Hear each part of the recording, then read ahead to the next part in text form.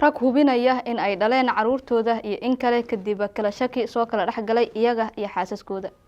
intaan u gudagelin sheekada haddii ay tahay markii kugu horeysay aad na soo booqato nagu soo biira mahadsanid.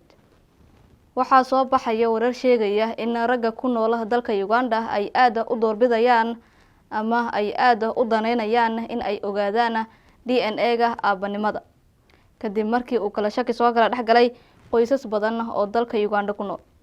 dhacdadaasi ayaa laga yaabaa in ay qoysas badan ku burburaan sidoo kalena oo nabar maskaxeed ka soo gaaro caruurta ay dhaleen waalidiintaasi doonaya in ay baaraan caruurtooda ama dhiicaanka loo yaqaano DNA. dhacdadan ayaa aad looga hadalhayaa dalka Uganda kadib markii wargeys ka soo baxa dalkaasi uu qoray sheeko ku saabsan nin ganacsade caan ah oo u dhashay dalkaasi qabayna dhowr xaasa mid ka mid ah xaasaskiisa iyo isaga uu soo kala dhaxgalay khilaaf awgiisa uu dalbaday in la baaro DNA-ga caruurtiisa in uu dhalay iyo in kale.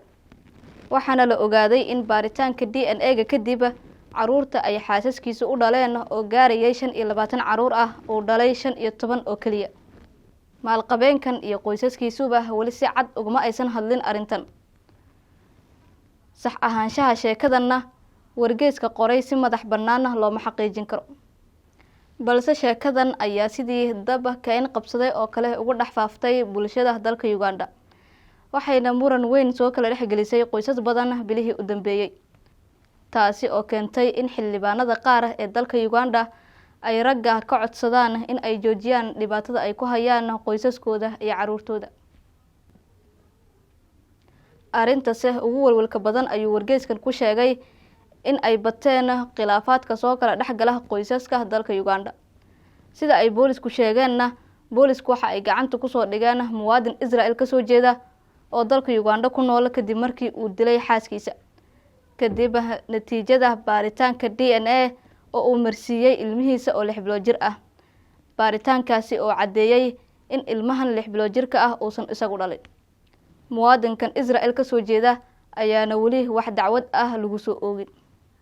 arrintan ayaa aad u korortay bishii la soo dhaafay ee July sida uu sheegay afayeen u hadlay wasaaradda arrimaha gudaha ee dalka Uganda. waxa uu sheegay in 10 laab ay kordheen ragga doonaya in ay xaqiijiyaan in ay ilmahan dhaleen iyo in kale. wasaaradda caafimaadka ee dalka Uganda waxa ay soo koobtay shaybaarada lagu baarayo DNA-ga.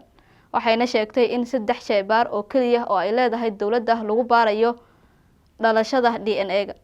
afayeen u hadlay wasaaradda caafimaadka ee dalka Uganda ayaa sheegay in sheekadan aysan ahayn sida loo sheegayo oo lagu bumbuuninayo warbaahinta baraha bulshada.